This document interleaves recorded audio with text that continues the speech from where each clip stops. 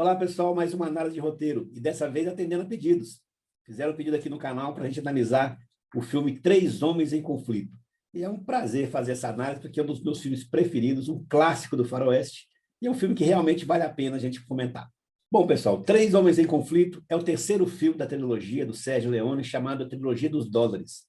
O primeiro filme é Por um Punhado de Dólares, o segundo filme Por um Punhado de Dólares a Mais, e o terceiro, Três Homens em Conflito, ou então o nome em original em inglês, O Bom, o Mal e o Feio. Tem alguns aspectos bem interessantes que a gente vale a pena comentar, para a gente poder entender o porquê que desse filme entrou como um clássico no cinema.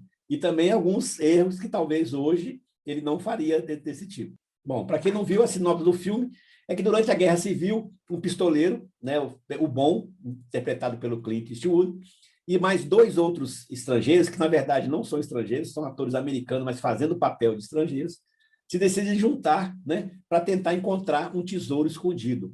Isso, pessoal, já é a primeira novidade do filme. É difícil a gente ver no western histórias paralelas, né? No filme de faroeste, ele é aquele filme que tem que falar diretamente, é o mocinho contra o bandido. Então, um filme ter histórias paralelas, mesmo que elas se cruzem lá na frente, já foi uma inovação ou uma novidade que o Sérgio Leone trouxe para esse filme. Vale lembrar de dizer que ele é o roteirista e diretor do filme.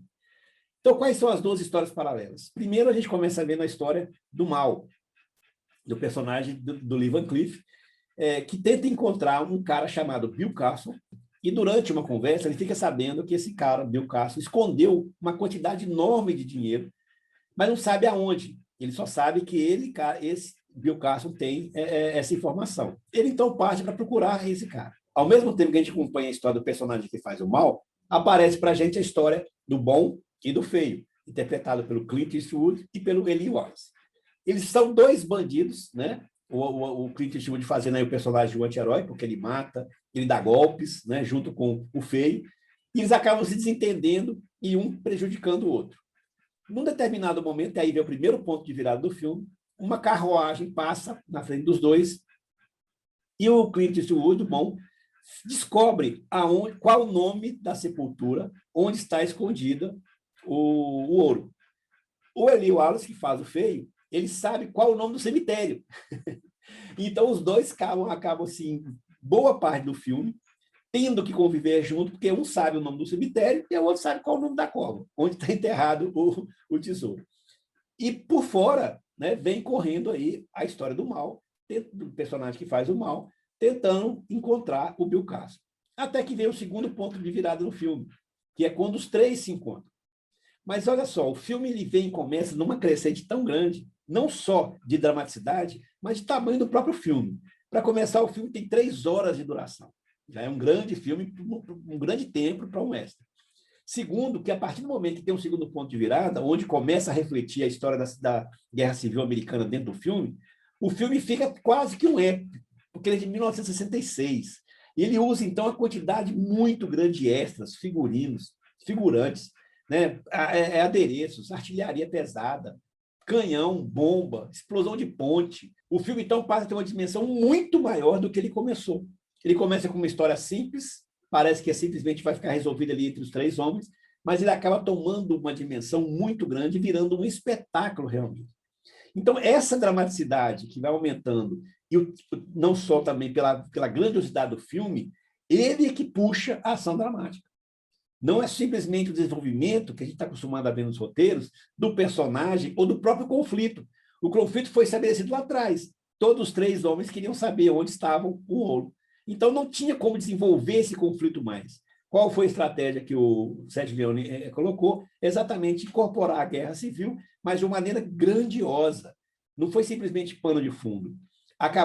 Ficou tão grande isso que a história dos três acabou ficando menor do que a história da própria guerra civil mostrada ali, principalmente nas cenas que vai explodir a ponte, onde tem o maior número de figurantes. A partir disso aí, o filme, depois que eles explodem a ponte, aí sim nós vamos para a resolução do filme, onde os três ali acabam disputando quem vai ficar com o pote de ouro, né? O ouro que está escondido. Mas uma coisa também que vale a pena a gente chamar a atenção. Como esse filme foi feito em 66, nessa época, pessoal, o cinema não tinha muita preocupação com o politicamente correto. ele usava e abusava dos estereótipos. E a própria escalação dos três personagens para fazer o bom, o mau e o feio já traz aí uma série de preconceitos e estereótipos que eu acho que hoje em dia não caberia. Por exemplo, quem é o bom? Clint Eastwood, loiro, alto, bonito, magro, sempre centrado, nem suava, né? Enfrentava os bandidos com maior tranquilidade, todo cheio de si. Quem era o mal? O mal era o Lee Van Cleef, que era um cara que tinha uma ascendência meio asiática, né? Os olhos meio puxados. E a Segunda Guerra, os Estados Unidos lutou contra quem? Contra o Japão. Então já coloca um cara com uma ascendência um pouco que lembra um pouco asiático para ser o mal. Ao mesmo tempo, quem é o feio? Que é o Eli Wallace, que é um ator americano também. Tanto o Lee Van Cleef como o Eli Wallace são nascidos nos Estados Unidos, mas tem aí uma ascendência estrangeira por conta da sua árvore genealógica. O Eli Wallace é a mesma coisa. Ele interpretou vários filmes de mexicano, né? Sete Homens e um Destino também. Ele fazia exatamente o papel de um mexicano. E ele fazia o papel de mexicano nesse filme, sendo feio, e não só feio pela aparência física, mas é um cara totalmente assim, bruto, sem modos, até no jeito de comer, de se vestir, das roupas. Ele era quase que um farrapo mesmo, bem como o olhar daquela época dos Estados Unidos para os mexicanos. Então, essa escalação hoje, eu acho que não seria viável, né? Você carregar de estereótipo os três personagens principais, colocando o Lourinho, né? Da tradução brasileira, o personagem do feio chama de blonde, né? Lourinho. O Lourinho, o Clint Eastwood, o feio, um mexicano, que lembra um mexicano, e o mal, um que lembra um asiático. Eu acho que isso não caberia hoje, né? Por conta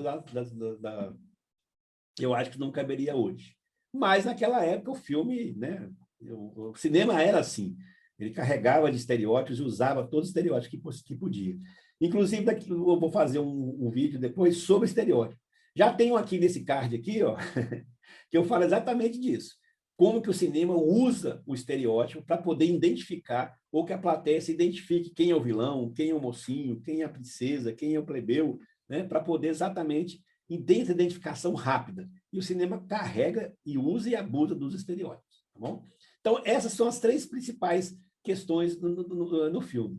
Ele traz esse estereótipo que a gente acabou de falar, tem essas histórias paralelas dentro do roteiro, que é muito difícil a gente ver num extra, que foi muito bem trabalhado, porque essas duas histórias se encontram no segundo ponto de virada de uma forma muito convincente e muito engraçada, inclusive, né? Muito engraçado, inclusive, pelo humor que faz o personagem do feio, e isso leva o filme para uma terceira etapa, vamos dizer assim, um terceiro ato, que é a resolução, mas ele distende esse período. O segundo ato, que geralmente leva o filme com mais 10, 20 minutos para a resolução, nós temos aí quase mais 40, 60 minutos de filme com a questão com a questão da Guerra Civil Americana sendo mostrada no filme. Por isso que o filme se tornou um clássico. Ele realmente é um filme grandioso, não só no tamanho, mas também de orçamento, de valor. Ele encerra essa trilogia de uma forma muito boa, porque ele conclui ali a história do personagem bom que é mostrado ao longo dos três filmes. Se você acompanhar e você voltar e ver os outros dois filmes, os dois primeiros filmes, você vai entender melhor o personagem bom, porque realmente ele é um cara, ele é um anti-herói, ele faz coisas ruins, ele mata as pessoas, ele dá golpe, mas ele é um cara preocupado com a honra, é um cara que preocupa em ajudar as pessoas necessitadas. Então, por isso, ele é o bom, né? Mas isso fica muito claro para a gente quando se você assistir os outros dois filmes. Só nesse último filme, a gente sabe que ele é o bom porque aparece lá nos caracteres, né? Quem é o mal, quem é o feio e quem é o bom.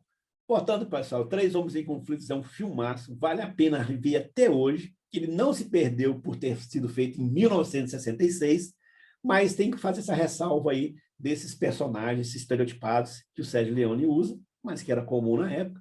Mas a trama da história vale muito a pena, porque usa-se de uma estratégia, um mecanismo de histórias, de plot e subplot, né? Trama e subtrama, que não existe, que não é muito comum em filmes de faroeste. Ok? Espero que tenham gostado da análise. Qualquer coisa, deixe nos comentários que a gente vai bater naquele papo. Boa jornada, pessoal. Tchau.